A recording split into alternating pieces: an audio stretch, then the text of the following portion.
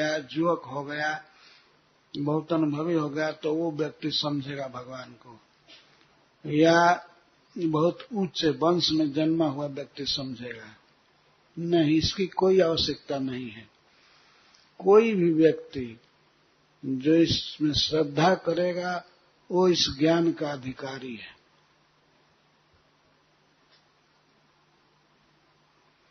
भगवान ने गीता में भी कहा है, माम ही पार्थ व्यपाश्रित्य येपि शिव पाप जो नया स्त्रियो वैश्यास तथा शूद्रा तेपि जानती पराम गतिम।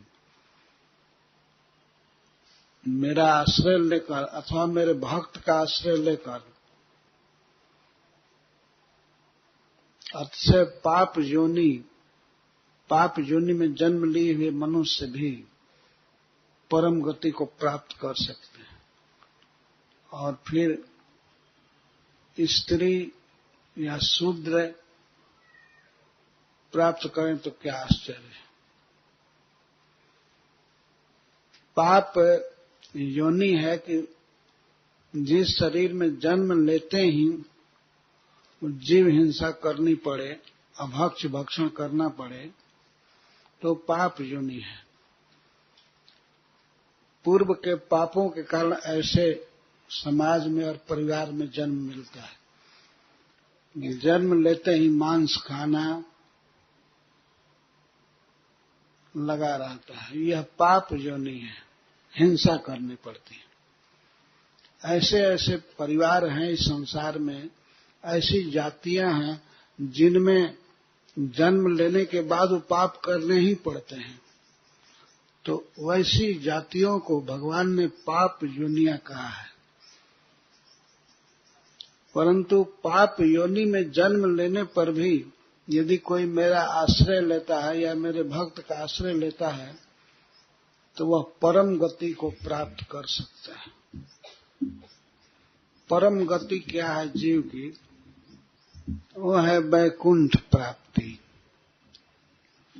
स्वर्ग जाना ये परागति नहीं है।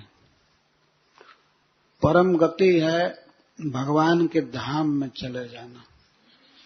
तो भगवान कहते हैं कि तेपि जानती पराम गतिम, वे भी सर्वश्रेष्ठ गति को, गंतव्य को प्राप्त करते हैं।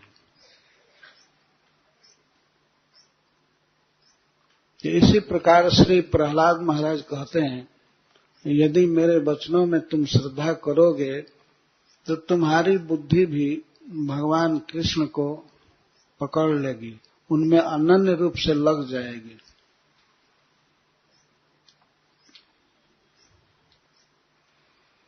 यह श्रीमद् भागवतम कोई ऐसी चीज नहीं है कि केवल संस्कृत जानने वाले बड़े बड़े पंडित ही पढ़ेंगे। बच्चों को भी पढ़ना चाहिए, स्त्रियों को भी पढ़ना चाहिए, क्योंकि यही प्रहलाद महाराज कहते हैं, स्त्री बाला नाम, स्त्री और बच्चों की बुद्धि भी भगवान में लग जाएगी, वे अहंकार से मुक्त हो जाएंगे।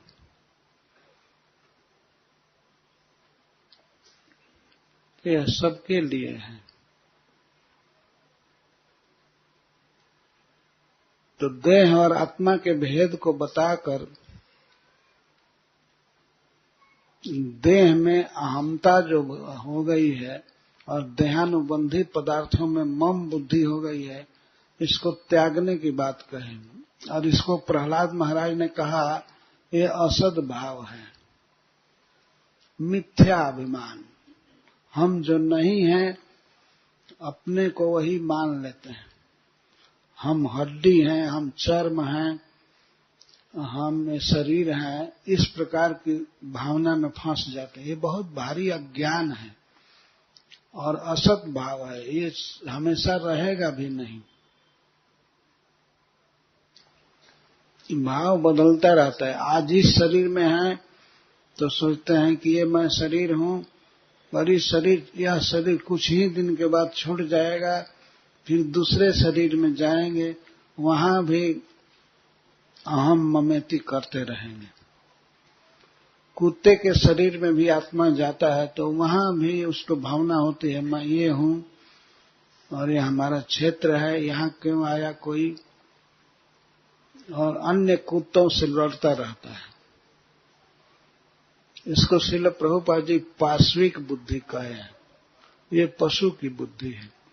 मनुष्य के बुद्धि में ऐसा विचार नहीं होना चाहिए।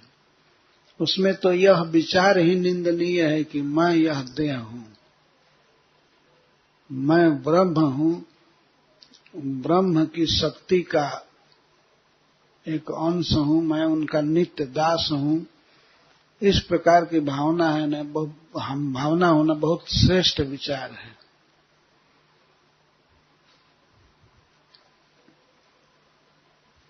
इस 21वें श्लोक में श्री प्रहलाद महाराज बताते हैं कि किस प्रकार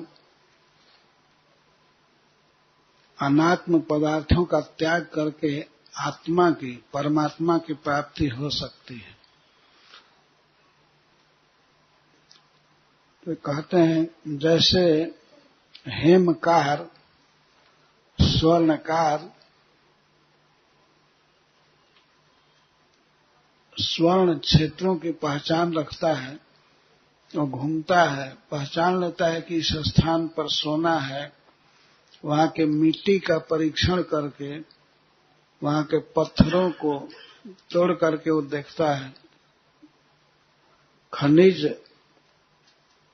में पत्थर मिलते हैं तो उनमें सोना के कुछ कण चिपके रहते हैं,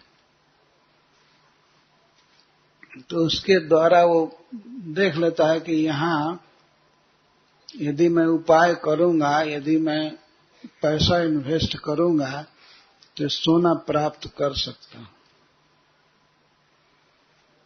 तो उपायों से जला करके, पत्थरों को जला करके और उपायों से वो सोना को प्राप्त कर लेता है। परंतु उसको इसका ज्ञान होना चाहिए, सोना क्या वस्तु है और सोना कहाँ मिलेगा।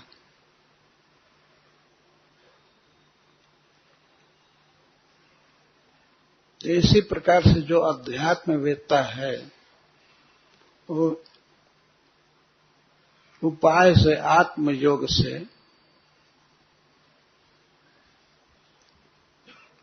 परमात्मा को, श्री भगवान को इसी शरीर में प्राप्त कर लेता है। चूंकि वे यहाँ हैं,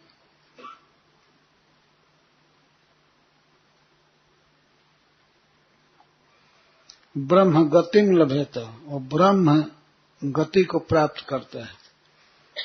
ब्रह्म अपने स्वरूप में हो जाता है।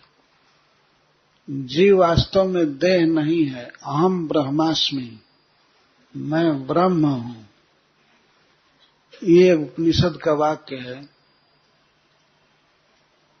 हम लोग यही मानते हैं अज्ञान बस माया में फंस करके कि हम ये देह हैं, हम मर जाएंगे, हम काला है, गोरा है, ऐसा है।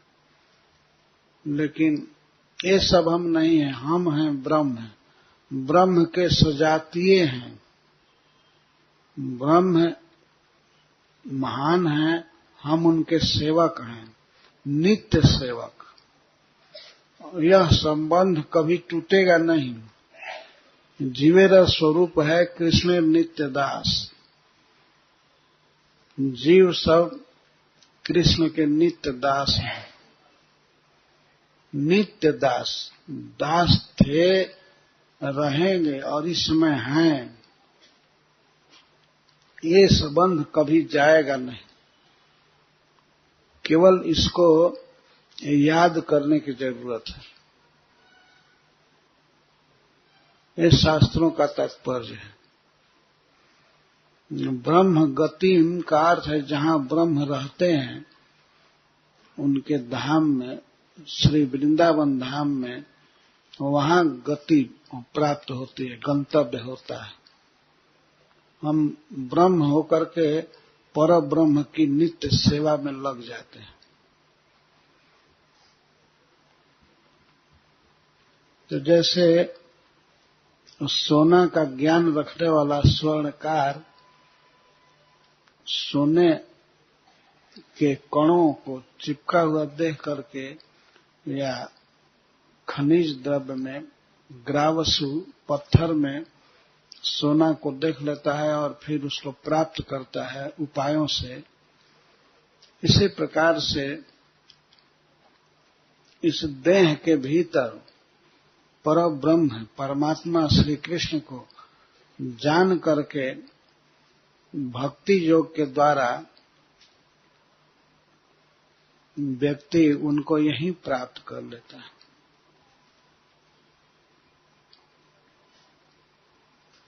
पर इसके लिए जरूरी है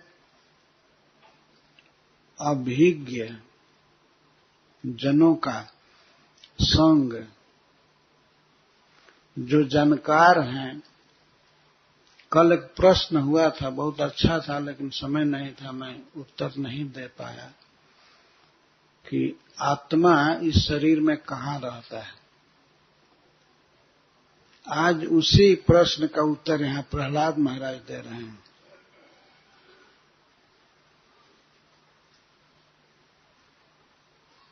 देहस्तु सर्व संघातो, 8 प्रकृति है, भिन्न प्रकृति भगवान की।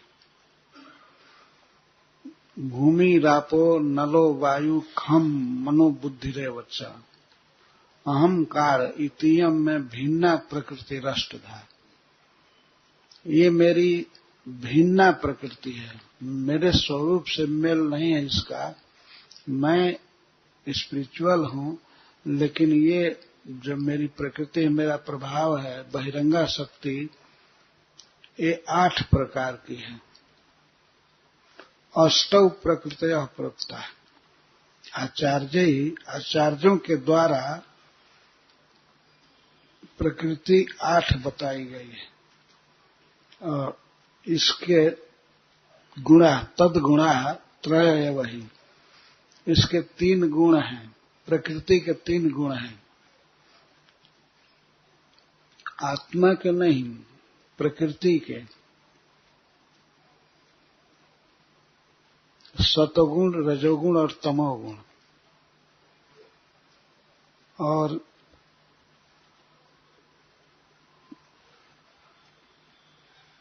षोडश विकार है, मन सहित 11 इंद्रियां और 5 महाभूत, ये 16 होते हैं। 5 ज्ञानेन्द्रियां हैं, 5 कर्मेंद्रियां, और इसके साथ इन इंद्रियों का नियंता मन। तो मन सहित इंद्रियां 11 होती हैं, 11 और 5 महाभूत, ये 16 हुए। तो 16 विकार आचार्यों ने कहा है। आचार्यों ने मतलब जैसे कपिल नामक आचार्य या देवहूति पुत्र श्री भगवान कपिल देव कहे सांख्य युग में, यह स्वयं भगवान गीता में यही बात कहते हैं। इसीलिए बहुवचन का प्रयोग है, आचार्य ही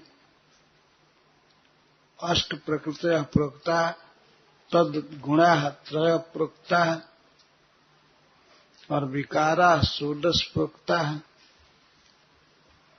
और पुमान 1। इस शरीर में पुमान 1 है। ये ध्यान रखना चाहिए कि श्री भगवान और उनका नित्य दास जीव, ये दोनों एक ही हैं। गुणात्मक दृष्टि से वे एक हैं। श्री भगवान भी चिन्मय हैं, जीव भी चिन्मय है, अतः इनको एक कहा जाता है। कभी कभी इन शब्दों को मायावादी दार्शनिक लोग गलत रूप से समझ लेते हैं कि एक पुमान है तो इसका मतलब जीव है और मैं ही श्री भगवान हूं। लेकिन भगवान ने गीता में कई बार इस बात को कहा है कि मैं भी सभी जीवों के हृदय में हूं।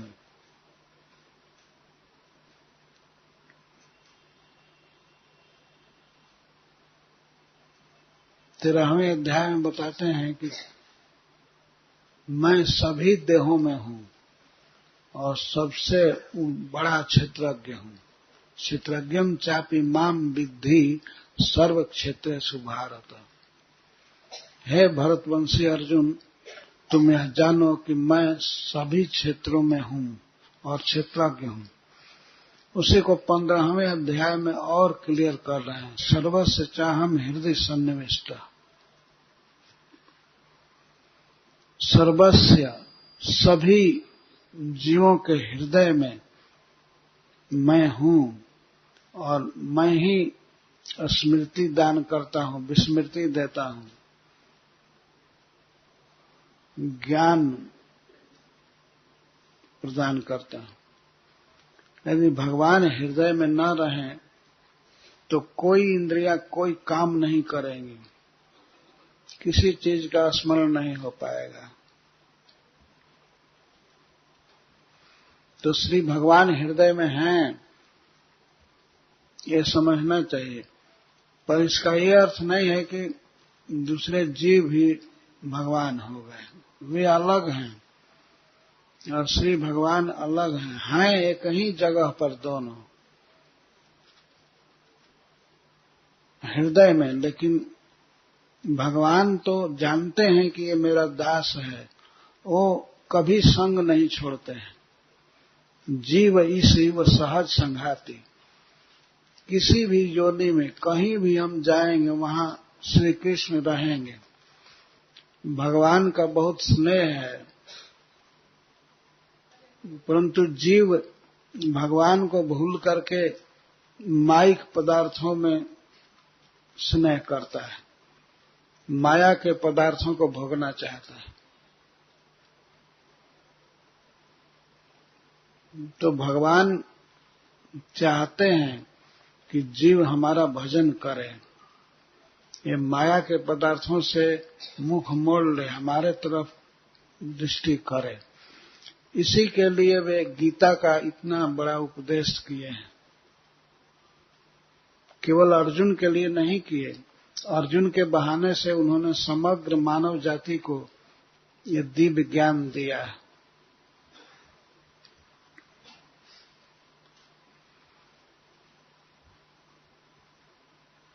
तो पुमान एक, पुरुष एक है, वो है श्री भगवान और उन्हीं का एक छोटा सा अंश दास जीव है। तो इस प्रकार इस हृदय में एक चिन्मय तत्व है जिसको आत्मा कहते हैं। उसमें परम शब्द लगा दिया जाता है। वास्तविक अर्थ है आत्मा का आत्म तत्वात् मातृत्वात् आत्मा ही परमो हरि। जगत में सब जगह व्याप्त होने से और सबकी मां होने से भगवान हरि को ही आत्मा कहा गया है। वही परम आत्मा है सबके हृदय में, समस्त विश्व में। वही कारणोदक साई के रूप में, गर्भोदक साई के रूप में, क्षीरोदक साई के रूप में वही है। इसलिए उनको परमात्मा कहा जाता है।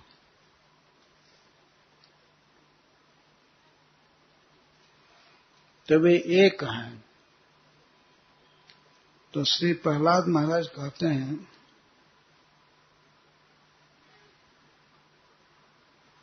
देहस्तु सर्वसंघातो, यह देह सबका मिश्रण है, सभी इसके अंदर है। सर्वसंघातो, सबको मिला करके ही ये देह बनता है, नहीं तो देह बनता ही नहीं। परमात्मा की उपस्थिति के कारण ये देह देह कहा जाता है, नहीं तो ये तो केवल द्रव्य मात्र है, मृतक वस्तु है। पर इसमें इंद्रियां आती हैं, इंद्रियां और पुमान श्री भगवान आते हैं, इसलिए देह कहा जाता है। नहीं तो इसमें आत्मा न रहे तो इसको देह क्या कहेगा कोई।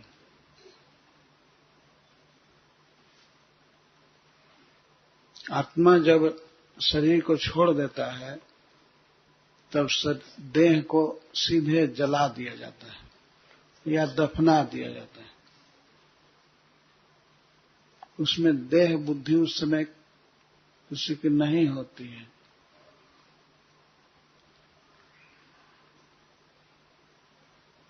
देह की सत्ता परमात्मा और आत्मा की सत्ता पर निर्भर है। वे इसके अंदर हैं, इंद्रियां हैं। इंद्रियों में भी जो गतिविधि है वो परमात्मा के कारण आती है। तो इसीलिए प्रहलाद जी कह रहे हैं सर्व संघात, सब मिला करके सबके साथ ये देह है। अर्थात इसी देह में जीवात्मा है और परमात्मा है, और इसके साथ भौतिक द्रव्य भी हैं, मन बुद्धि अहंकार इसमें है। इसलिए कहते हैं अत्रैव मृग्यः पुरुषः, यहीं पर इसी शरीर में मृग्य अन्वेषणीय है। कौन? पुरुष, परम पुरुष, पुरुषोत्तम को यहीं पर खोजना चाहिए। भगवान यहाँ मिल जाएंगे। जैसे सोने की खान में मिल जाता है उपाय करने पर, ऐसे ही उपाय करने पर, भक्ति योग करने पर इसी शरीर में भगवान की प्राप्ति हो जाती है।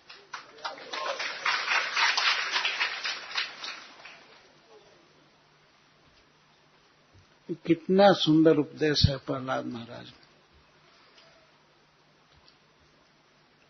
कल प्रश्न हुआ था कि भगवान कहाँ रहते हैं, आत्मा कहाँ रहता है। इसी देह में रहता है, हृदय में रहता है, और आध्यात्मिक उपायों से, भक्ति योग से यह प्रकट होता है। इसी देह में भगवान है और इसी देह से उपाय करना पड़ेगा। प्रतिदिन भगवान का दर्शन करना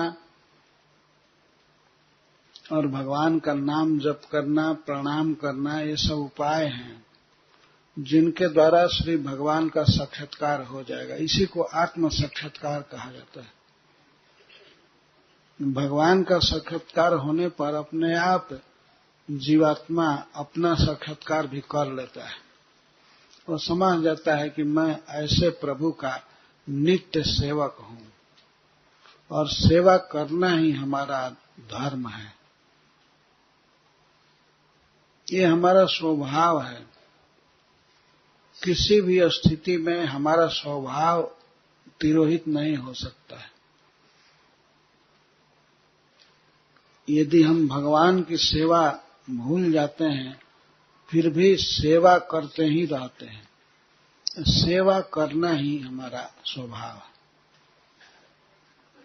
इस मनुष्य समाज में भी देखते हैं आप लोग कि कोई बड़े पद पर चला जाए, बड़ा व्यक्ति हो जाए, लेकिन फिर भी वो सेवा करना चाहता है, जनता से अपील करता है हमें फिर से सेवा का अवसर दीजिए। वो ये नहीं कहता है कि हमको बड़ा अफसर बना दीजिए। अब ऐसा कहने पर कोई वोट देगा नहीं। जो प्रॉमिस करता है कि मैं सेवा अच्छी करूंगा, मुझे अवसर दीजिए, तब अन्य मनुष्य सोचता है ठीक है बेचारा नम्र है, सेवा करना चाहता है, इसको अवसर दो। तो सेवा के अलावा अगर वो कहे कि नहीं मैं सेवा बहुत दिन किया हूं, अब मालिक बनना चाहता हूं, तो कोई नहीं बनाएगा मालिक।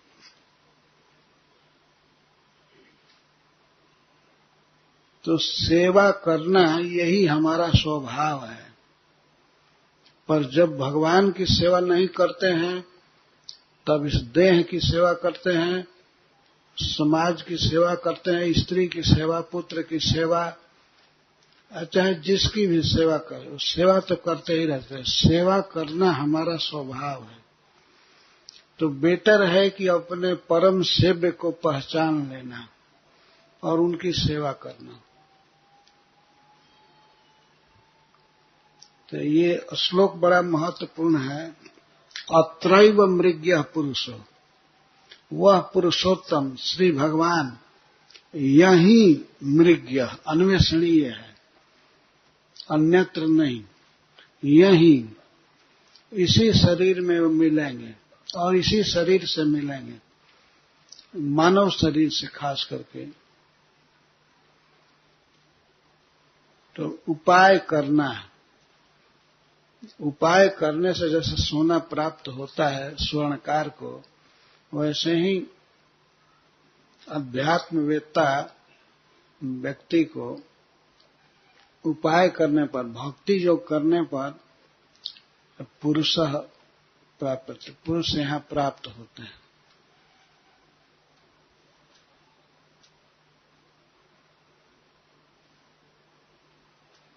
और प्रहलाद महाराज कहते हैं पुमान एकः समन्वयात्, ऐसा पुरुष है परमात्मा जो समन्वयात्, जिसके साथ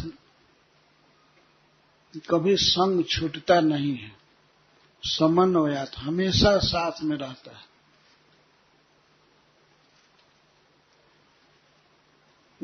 भगवान ऐसे प्रेमी हैं कि उनसे एक सेकंड के लिए भी संग नहीं छूटता है। जीव सो जाता है सब, फिर भी भगवान रहते हैं हृदय में। अगर भगवान न रहे तो प्राण चला जाएगा, सांस भी नहीं चलेगी। तो इस तरह समन्वयात् वे सदा साथ रहते हैं।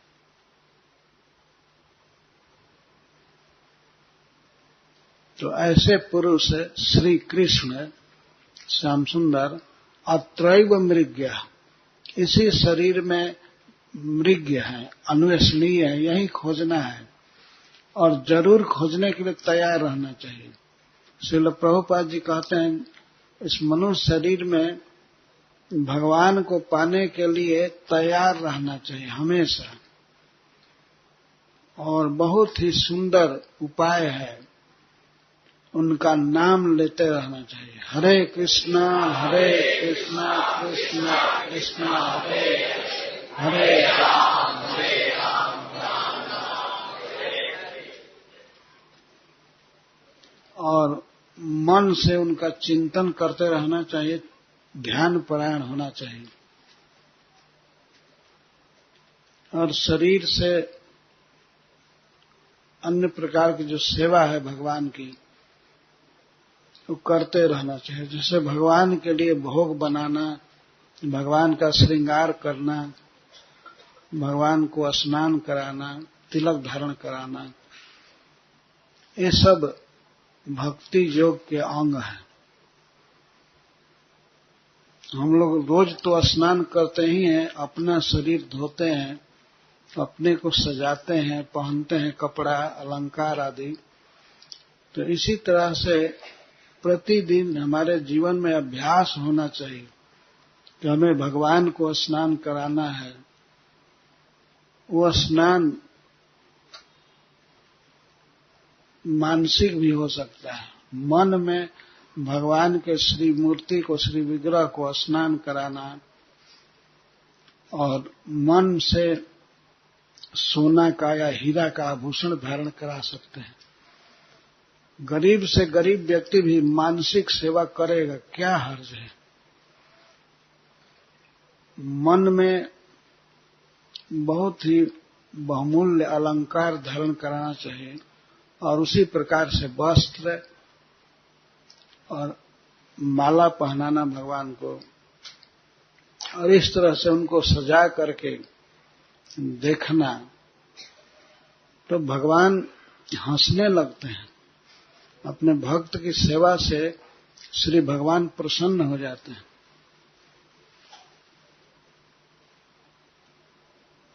प्रतिदिन ये भक्तों का अनुभव है, हम लोग देखते हैं हमारे कृष्ण बलराम मंदिर में भक्त लोग आपस में बात करते हैं, आज ठाकुर जी हंस रहे हैं, आज ये चीज पहने हैं, इनके चरणों में आज बहुत सुंदर नुपुर शोभा दे रहा है, आज बांसुरी नहीं लिए, क्या बात है। कभी कभी ऐसा पूछते हैं, यदि कोई पुजारी भक्त बांसुरी धारण नहीं कराए, किसी कारण से भूल गए, तो उसको भक्त लोग कहते हैं आज भगवान बांसुरी क्यों नहीं लिए, आज भगवान के लिए ये भोग बनाना है, आज चंदन धारण कराना है, आज ये श्रृंगार धारण कराना है। ये विविध भाव हैं भक्तों के, उसको भगवान स्वीकार करते हैं। जो भाव के अनुसार सेवा की जाती है तो वे स्वीकार करते हैं, पर मूर्ख के लिए, अनाड़ी के लिए वो तो मूर्ति कुछ भी स्वीकार नहीं करती है। वे लोग यही सोचते हैं तो देख रहा है, केवल ये जीवित व्यक्ति नहीं है,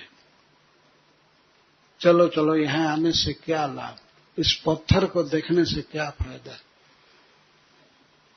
तो श्रील प्रभुपाद जी ऐसे लोगों को मूर्ख कहते हैं, मूर्ख वैज्ञानिक और नेता, ये सब जो अध्यात्म विद्या में दक्ष नहीं है, वे भगवान की उपस्थिति का अनुभव नहीं कर पाते हैं। भगवान किस तरह से हमारी अर्चना को स्वीकार करने के लिए अर्चावतार करते हैं। अभी इसी प्रसंग में लगभग 8वें दिन आप सुनेंगे, बताया जाएगा कि श्री भगवान प्रहलाद महाराज की बात को पूरा करने के लिए खंभे से प्रकट हो गए। हिरण्यकश्यप का राजभवन था, उसमें बड़े मोटे मोटे खंभे लगे थे और श्री भगवान खंभा से प्रकट हो गए।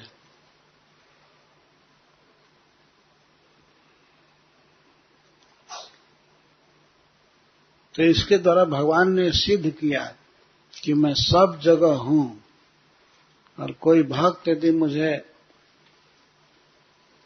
चाहता है तो मैं कहीं से भी प्रकट हो सकता हूं। हिरण्यकश्यप के भवन के खंभे से प्रकट हो जाना तो एक बहुत बड़ी बात थी। कोई मूर्ति से प्रकट नहीं हुए भगवान,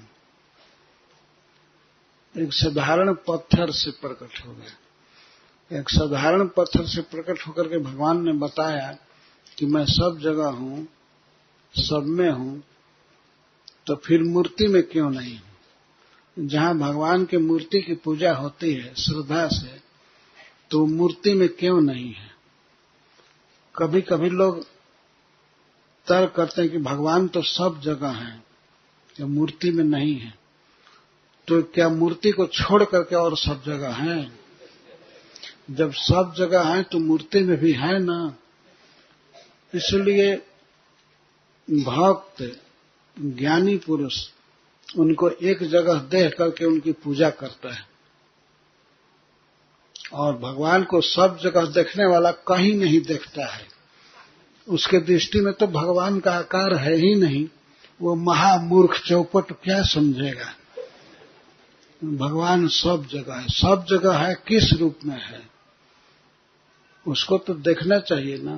भक्ति योग के द्वारा ये बात समझ में आती है। इसलिए श्रील प्रभुपाद जी बार बार कहे हैं, जो लोग मूर्ख हैं, अश्रद्धालु हैं, अज्ञानी हैं, वे भगवान को प्रकट करना जानते नहीं हैं। भगवान है सब जगह, पर श्री विग्रह में, श्री मूर्ति में वे प्रकट होते हैं अपने भक्त की रुचि से। जैसे श्री प्रहलाद महाराज की बात को रखने के लिए वे नृसिंह देव के रूप में प्रकट हो गए।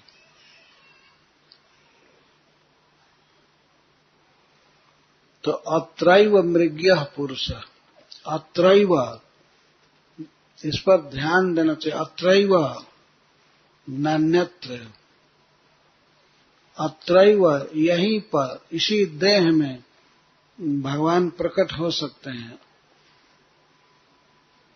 और इसी देह से जो साधन करेंगे, इस देह में और सब चीज है, मन है, बुद्धि है, अहंकार है, ये सर्व संघात सबका मिश्रण है। तो मन से, बुद्धि से, वचन से जो भजन करेंगे तो भगवान यहीं प्रकट है।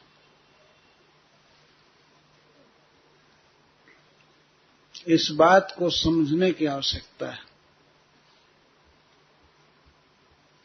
और श्री भगवान के अलावा, आत्मा के अलावा जो भी जड़ पदार्थ है उसको त्यागते हुए, कैसे त्यागेंगे? न इति न इति,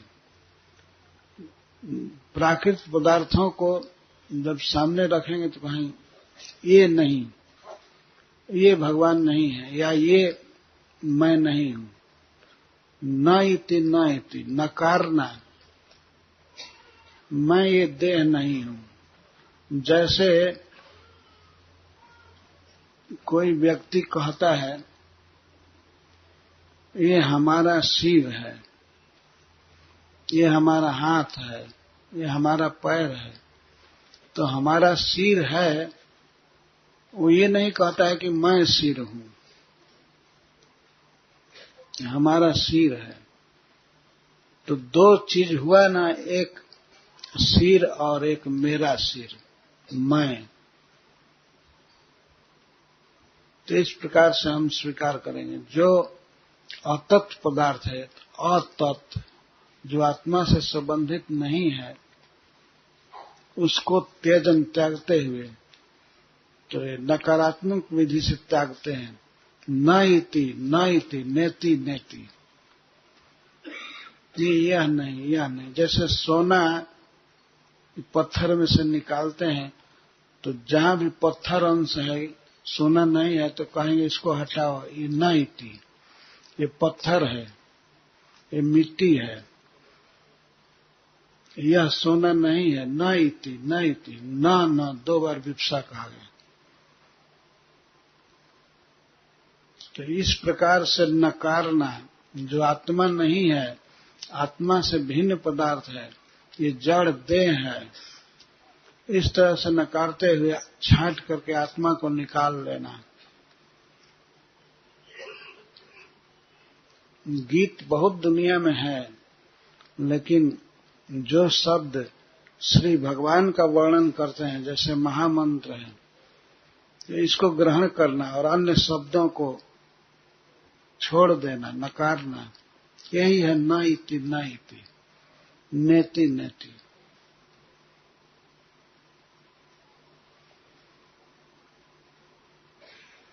इस संसार में बहुत से पदार्थ हैं, जैसे बहुत से वृक्ष हैं, पेड़ हैं, लेकिन तुलसी जी स्वीकृत है, ठीक है। और तुलसी के अलावा ये तंबाकू, भांग आदि नेति नेति, ये नहीं, नहीं चाहिए, नहीं चाहिए, इसको त्यागना, ये बुद्धिमान का कर्तव्य है।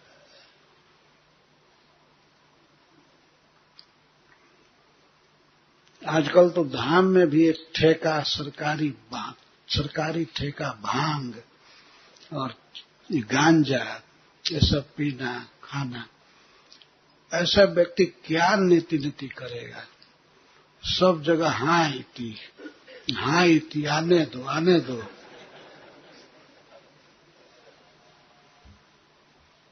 जो भगवत संबंधित वस्तु नहीं है उसको त्यागना। जैसे भगवान के प्रसाद के अलावा अन्य मिठाइयां हैं, अन्य पीने के पदार्थ हैं, उनको नेति नेति कहकर छोड़ना चाहिए। अतत् त्यजन, अतत् अ माने नहीं और तत् माने वह। जो भगवान, जो आत्मा नहीं है, अनात्म पदार्थ हैं, उन अनात्म पदार्थों को दूर हटाते हटाते मन से नेति नेति नकारते हुए आत्मा को ग्रहण करना चाहिए।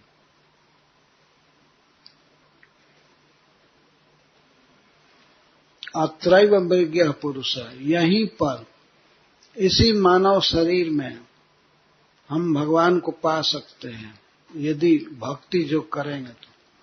और भक्ति योग करने के लिए श्रील प्रभुपाद बताते हैं कि जरूरी है भक्ति में एक्सपर्ट पुरुष का संग करना। तद विज्ञानार्थम स गुरुम एवाभिगच्छेत्। उपनिषद कहता है तद विज्ञानार्थम, उसका ज्ञान प्राप्त करने के लिए, श्री भगवान का ज्ञान प्राप्त करने के लिए गुरुम एवं अभिगच्छेत्, गुरु के पास ही जाना चाहिए। जैसे कोई विशेष विद्या पढ़ने के लिए, इंजीनियरिंग पढ़ने के लिए या डॉक्टरी पढ़ने के लिए लड़कों को जाना पड़ता है कॉलेज आदि में पढ़ने के लिए, तो इस तरह से गुरु के पास जाना चाहिए। अभिगच्छेत्, अभितः गच्छेत्, बड़ी श्रद्धा से जाना चाहिए और जा करके चैलेंज नहीं करना चाहिए, श्रद्धा से सुनना चाहिए, अच्छा प्रश्न करना चाहिए। तद विद्धि प्रणिपातेन परिप्रश्नेन सेवया। 3 बात भगवान कह रहे हैं। पहले तो प्रणिपात करे। प्रणिपात का अर्थ है प्रकर्षण निपात, अपने को वैष्णव गुरु के चरणों में डाल देना चाहिए, अभिमान त्याग करके प्रणाम करना चाहिए, उनके शरण में हो जाना चाहिए।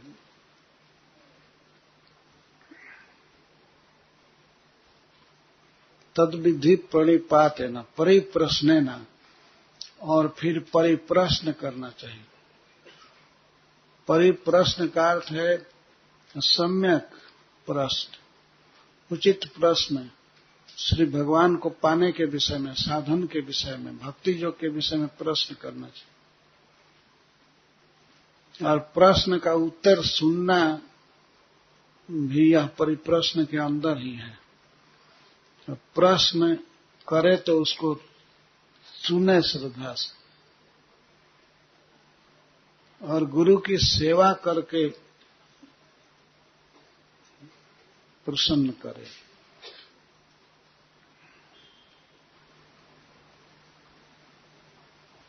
परिप्रश्नेन सेवया तब उपदेक्षन्ति ते ज्ञानम ज्ञानिनस् तत्त्वदर्शिनः। तो ऐसे ज्ञानी लोग उपदेश करेंगे क्योंकि वे तत्वदर्शी होते हैं।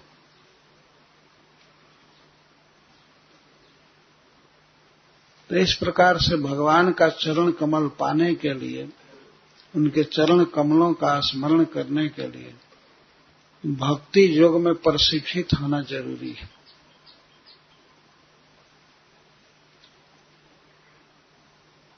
प्रशिक्षण में सबसे पहले जरूरी है सुनना, श्रवणम। और जब शिक्षित थोड़ा हो जाते हैं तब कीर्तनम, भगवान के गुणों का वर्णन करना, भगवान के नाम का कीर्तन करना, इसको कीर्तन कहते हैं।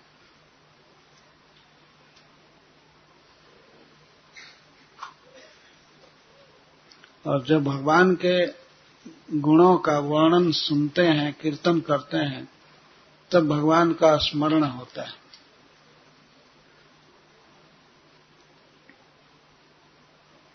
श्रवणम कीर्तनम विष्णु स्मरणम पाद सेवनम। उसके बाद भगवान की चरण सेवा।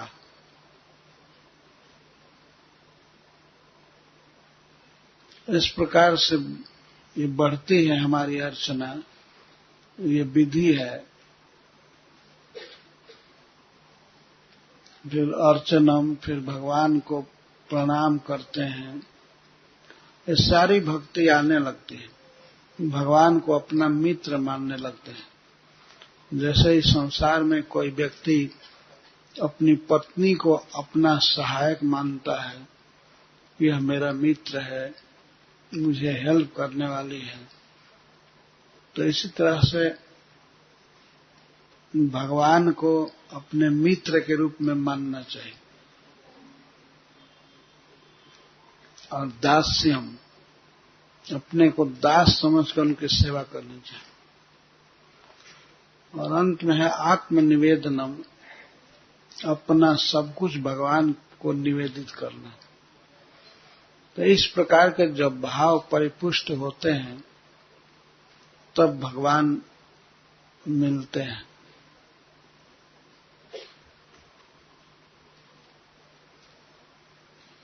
ये भक्ति पहले सूक्ष्म रूप में रहती है, लेकिन धीरे धीरे बढ़ते बढ़ते बहुत विशाल रूप धारण करती है। तो श्री प्रहलाद महाराज कह रहे हैं कि इसी देह में पुरुष अन्वेषणीय है, लेकिन आत्मयोग से, आत्मयोग मतलब परमात्म योग, सदा परमात्मा के साथ संयोग रखना चाहिए। भगवान के नाम को गाना, भगवान के रूप को देखना, भगवान के चरणों में प्रणाम करना, ये सब अध्यात्म योग है या आत्मयोग। आत्मयोग का असली अर्थ है जिस योग का संबंध डायरेक्ट आत्मा से है, जो परम आत्मा से हमको जोड़े रहता है, उसको आत्मयोग कहते हैं।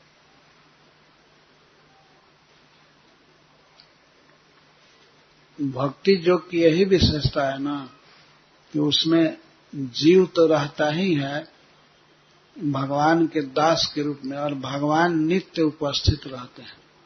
ये संबंध बना रहता है दास का और स्वामी का। यह आत्मयोग है, अर्थात भक्ति योग।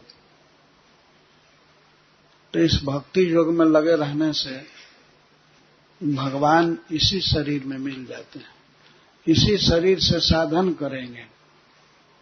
इस शरीर में जिह्वा है, इसको हिलाएंगे, हरे कृष्णा कृष्णा कृष्णा हरे हरे राम राम हरे। एक बात एकादश सूत्र में कही गई है कि यही मनुष्य की बुद्धि की पराकाष्ठा है, यही सबसे बड़ा विवेक है कि इस नाशवान देह से सबसे बहुमूल्य श्री भगवान को खरीद लेना है। ये शरीर एक दिन नष्ट हो जाएगा, इसकी कोई कीमत नहीं है, लेकिन इस नगण्य देह के द्वारा हम भगवान को अपने बस में कर सकते हैं। जब तक शरीर जीवित है तो जीभ से भगवान का नाम लेने में क्या परिश्रम है? कुछ भी नहीं। यही सबसे बड़ी बुद्धिमानी है, सबसे बड़ा व्यापार समझिए। यदि कोई अपने को बुद्धिमान समझता है इस संसार में, तो बुद्धिमान उसको समझा जाता है ना जो कम इन्वेस्ट करे और लाभ बहुत कमा ले। जैसे 5 रुपए की वस्तु खरीद करके यदि उसको करोड़ रुपए में बेच दिया तो उसको बहुत बुद्धिमान माना जाएगा। तो ये तो 5 पैसे की चीज नहीं है, 1 पैसे की चीज नहीं। और इसी जीव, और वो भी जीभ को हिला करके या मस्तक को झुका करके प्रणाम करके हम भगवान को अपने बस में कर सकते हैं। सबसे बड़ा बुद्धिमान वही व्यक्ति है जो इस शरीर से भगवान का भजन करता है। और भगवान से अधिक मूल्यवान कोई नहीं है। भगवान को बस में करने का अर्थ है उनके वैकुंठ को प्राप्त करना। उनका सारा वैभव, ऐश्वर्य भक्त के हाथ में होता है। यद्यपि वो लेता नहीं है, लेकिन फिर भी सब उसकी आज्ञा पर रहते हैं। भगवान उसकी आज्ञा में आ जाते हैं तो और क्या कहना।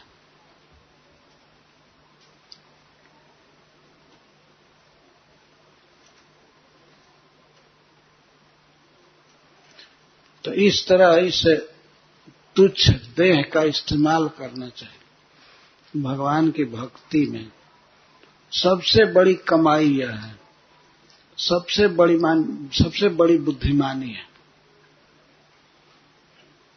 और बुद्धिमान लोग बनते हैं, बहुत से लोग व्यापार करते हैं तो ये बुद्धिमानी है। अगर पैसा बहुत कमा लिए तो क्या होगा, वो सब यहीं छूट जाएगा। और यह देह भी यहीं छूट जाएगा, ये कुत्ता के पेट में जाएगा या अग्नि की लपट में जल जाएगा।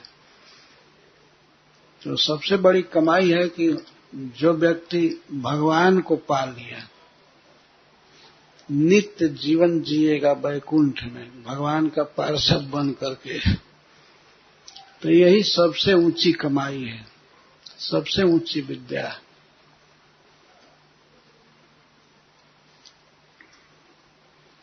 तो इस तरह श्रीमद् भागवतम सुनना यह इस शरीर का उपयोग है। हम अपने कान से भगवान के गुणों को सुनते हैं। तो इस तरह कार्य करते रहना चाहिए, भक्ति में लगे रहना चाहिए,